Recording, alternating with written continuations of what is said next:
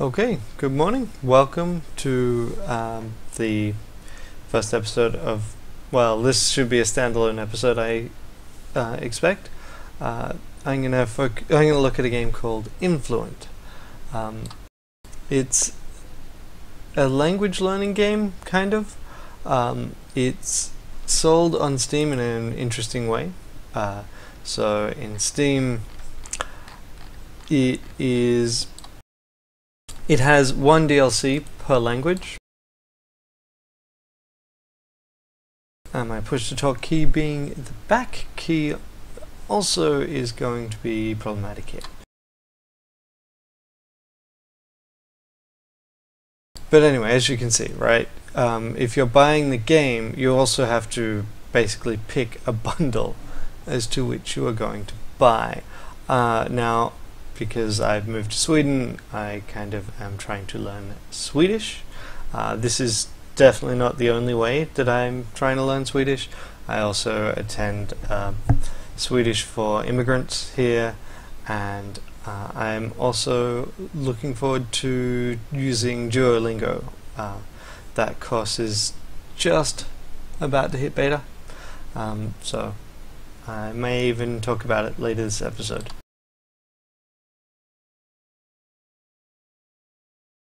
But yeah, so this is the way they sell the game, and you can in fact buy multiple language packs. Because once you've got the game, you can buy the rest of the DLC if you want.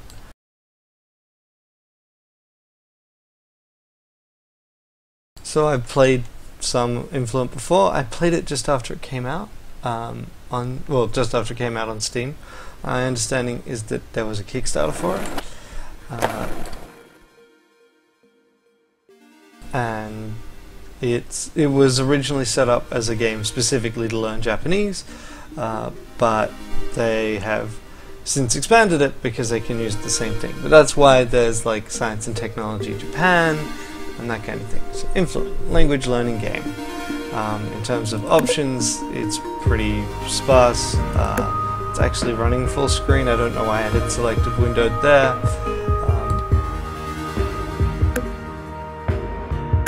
I'm not running this at 1440 mostly because I want to ensure that the text is a bit more visible in the video. So then you can select languages, you can select user language, the user language, but when you actually go to play the game,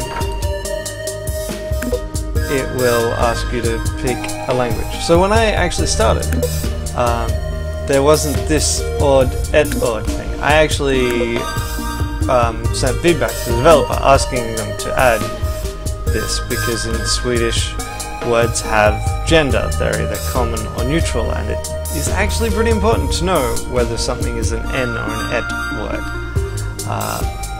But yeah, so I'll just show you the intro to the game.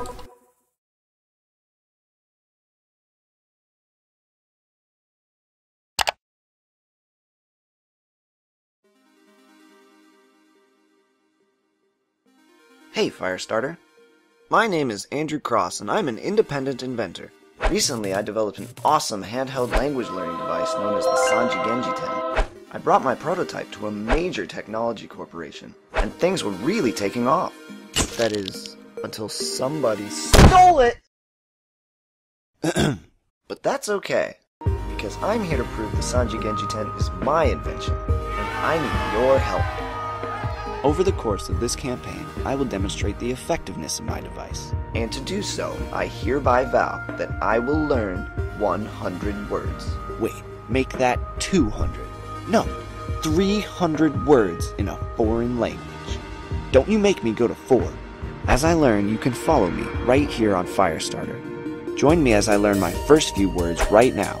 My device can scan real-world objects using state-of-the-art technology that only I understand. It can then determine the name of that object and teach anyone how to say it in any language. But more importantly, my device even saves vocab lists, allowing those seeking mastery of a language to challenge themselves. If we manage to raise more than enough to cover all the lawyer fees, as a stretch goal, I'll even develop a remote control spaceship that works in conjunction with the device. It'll have a sweet paint job and ion engines and lasers. Yeah, as I was saying, I'm confident that the Sanji Genji 10 will change the world as we know it. I hope you're with me.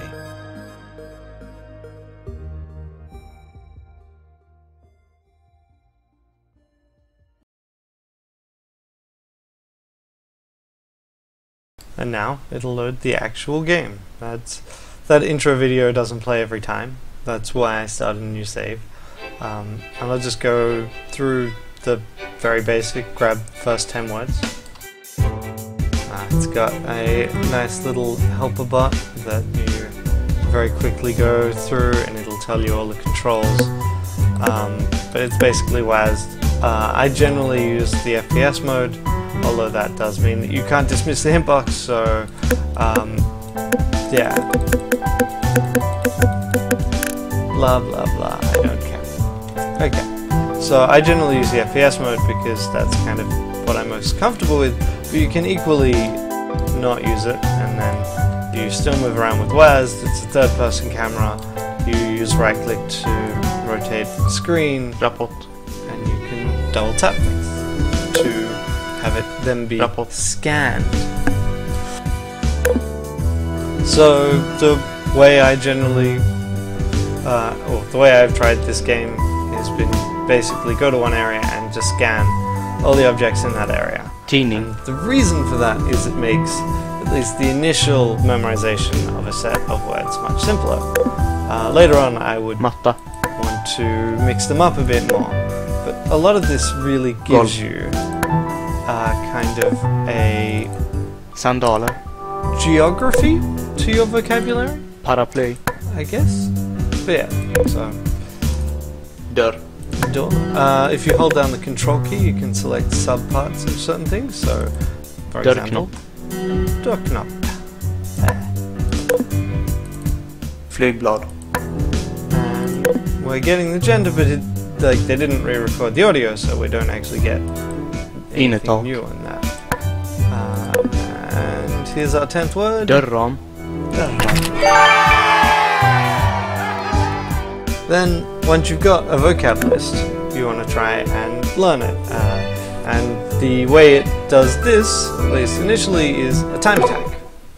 So, it's basically as things stand, and you can disable each of these individual things. So obviously you need either text or voice at a minimum. But yeah, it will give me a word, and then I need to find it in the environment. So obviously, since this set of 10 words are all in the doorway, I can do this pretty quickly. Matta. Dörrknopp. Golv. Paraply. Dörr. Innertak. Dörrram. Flygblad. Sandaler. Tidning. And then it has little achievements. So you can actually try and focus on either like learning how the words are spelled or learning how the words are said. You can disable the one that you don't want to look at. So let's disable everything except the voice. Let's see how I do. Paraply. Golv. Matta. Sandaler. Innertak. Dörrram. Dörrknopp. Dörr. Flygblad. Tidning. And of course there is an achievement for doing that. And if we then go to the opposite, so it's just text. So you can hear that because I've gotten the word correct 3 times in a row, I get a star for that word. And that's important because you then can use stars later on. And also it's just nice feedback that, you know, you're doing the right thing.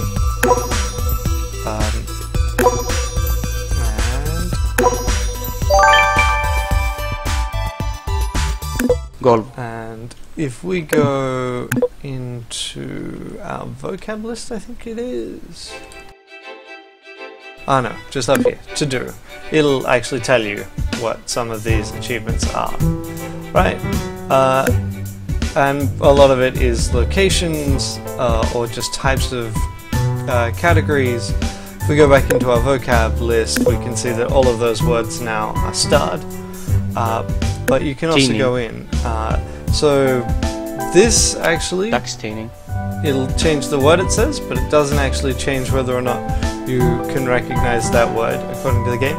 You can also unlock adjectives and Ignorera. verbs. It doesn't really tell you what that means. So I mean, this is really about learning words. It's not about learning the language, it's about giving you more vocab. But you can see that those words are now in my vocab list, and it costs some stars to grab them. And I could go through here and see if any of the others do. I think if a word has things unlockable, it has a little blue dot. Lord. Stå. Golv. And so Paraply. Glömma. Yeah. Paraply. And we can see that I've mostly gone through Skåp. these. Innertak. And Hög. there we go. So let's grab another couple. Hatt. Klädhängare. Vägg. And there we go. And you unlock the next thing, which is a randomized list. And it tells you this every time you collect 10 words. You've got a new vocab list. And so we can time attack this for the same thing. Hatt. So hat. Öppna. Stå. Låg. So that's interesting. I haven't really played that around that much with this, but it tells you what object is associating the verb or adjective with. Ny. Yeah. Glömma.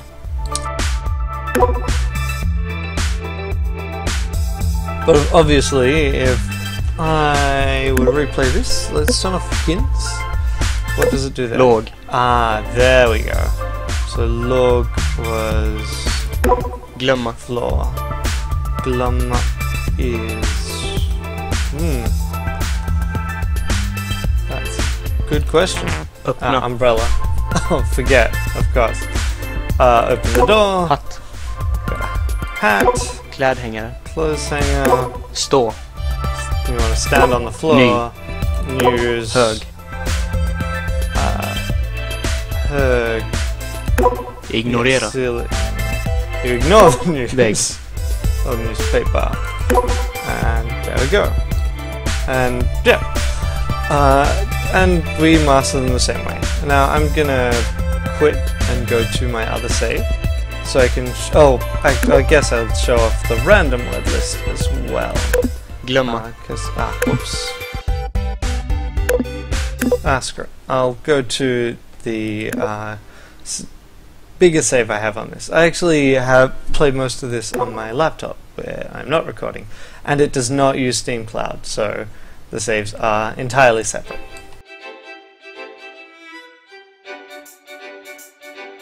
So this one, I have 50 words in, which means that I get a couple more options. So firstly, there is the random list. So if you do random list, it will then give you a list of a random list of Aubergine. words. So aubergine. Tårta. Where is the cake? It is... No. Where is the cake? Oh, duh. Vin. Wine. Dörrram. Door frame. Choklad. Chocolate. That's right. For some reason, he keeps chocolate in the freezer. Yoghurt. Yogurt. Matta. Flingor. Cereal. Vinäger. Vinegar is in here. There. Smör. The butter is up here. So this can be slightly annoying is when it's hard to actually look at things. But yeah, so it's a random list. The other mode was mentioned in that video at the start, and is kind of wacky, but it involves using this flickplan. Leksak. Leksak. Right, because of course it is a toy. So if we go into our vocab list, we can go random list, flyby, and now it goes into flight sim mode. It is a really weird way of doing this, I have to say. So you need to repeatedly shoot the item with your plane's lasers. My own ass. And yeah, if you hit something, you explode and it takes 5 seconds to reload, which, given that arguably you're going for the shortest time, is bad. And where was the mayo? It's in here, because obviously mayo goes in the fridge.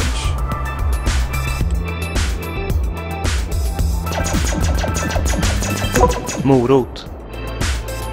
Oh god, how do I... Okay. How do I even get at those carrots? Because I don't want to hit the draw, because then I'm going to get told that I did it wrong. Oh, god. That's... Jordgubbar. Oh, right. So yeah. It's an interesting idea. I guess it adds to the variety of things you can do. It seems really strange to me. Flingor. But I'm pretty sure this did go up on Kickstarter, and it may have been an actual stretch goal to have the plane with the lasers. I don't know. Glass. Where the right click to open still works from the plane, which I guess otherwise things would be impossible, but it does seem look kind of weird. Choklad. Wow. But given that, yeah, you have, like, it's not like it controls badly to do this, it's just fiddly because... Gurka. Yeah. I'm really curious as to what having the flight sim achieves. Other than some very strange... Dörrknopp. Alright, I should point out that if there are multiple things in the apartment, then you don't have to go for just the original thing that you scanned, so... Öl. Well, I certainly need a beer after that effort. Yeesh.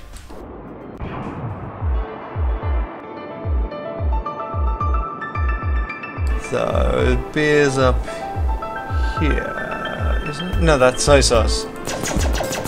Don't want to get them mixed up. And there we go, 100%. Woo! And Score. That's it. Like that's how the game works. You have an apartment. I could, you know, understand the eventually. Like, I hope that they kind of can expand it beyond the single apartment. Like, maybe you could add a grocery store, or maybe you could add a park. I mean, I get they're limited by their art budget and time, and I guess return on investment. But yeah, this is very much limited to the apartment. You've got a very distorted skybox, I guess, that you can vaguely see through the window, and that's it. Like, this guy has a very small but a compact apartment or house. Really not entirely clear. I guess apartment because windows are only on two sides of it. And it's packed with stuff. You can go through and open most of it and see the stuff, so you can learn the very important words like what N tanning. So that's interesting. Is that I assume is one die, but surely it should be tanning. Oh, it has an odd thing where it will give you. Sometimes it'll give you the plural, Nycklar. like this, and sometimes it'll give you the singular, even though it's selecting a bunch of different things. And there's also shift. That's right. Shift lets you crouch and look under things. So there's also a few bits and pieces that are underneath things. You can rearrange your vocab, so you could decide to go into your vocab list and go, well, I want to keep all of the clothing words together so I can test myself just on clothing, or you can rely heavily on random lists, really, whatever. It isn't perfect, so the developers do not speak Swedish. They're relying on a Swedish friend to provide the translations. And so there's some särskrivning, as the term goes, and I'm probably not pronouncing that correctly, but it's where there is a gap between two words in a compound word when there shouldn't be. And also there's occasionally the wrong sound tag attached to something. So like here, this dustpan. Sopborste. See, it's a sopskyffel. But the audio tag is sopborste, which is the broom specifically, and Sopborste. you don't have that associated with it. So that's, you know, definitely not Matta. ideal. But all in all, like, it's not something that you could use by itself, but certainly it gives you that ability to remember words and to just have geography associated with words. So if you come across, like, I guess Marot, you could go, okay, where was that word again? And then it was in the crisper in the fridge. So that's right, it's carrot. Kylskåp. Admittedly, that one I have come across more than enough times. But, you know, you have that association, and there is a memorization technique that specifically involves that approach. It's even got, you know, reflection. You can see your stupid face in the mirror. I do find that this highlights that first-person perspectives have you moving really weirdly in the game. Obviously, he moves a little bit more sensibly in 3D, but yeah. And this is Influent. I do want to use it more. I had completely missed that n-et patch that they applied, which is a pity because maybe I would have used it sooner if I had known. But I'm also really hoping that the Duolingo enters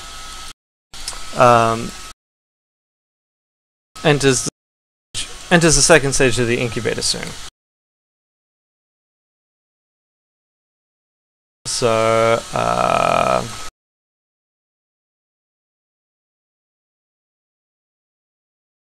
please forgive the IE, but I don't want you to see what I have open in Chrome mostly. That greatly increases the chances of something being inadvertently exposed. So we go to Incubator. Go away.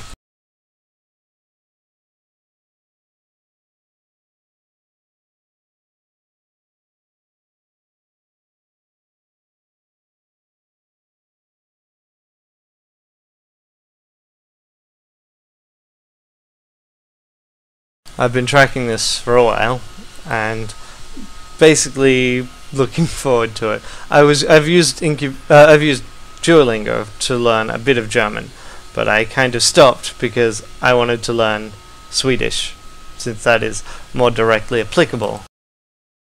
And it's been good. They've been giving us occasional updates, although there was a 2-month gap, well, 1-month gap at one point, which was not ideal.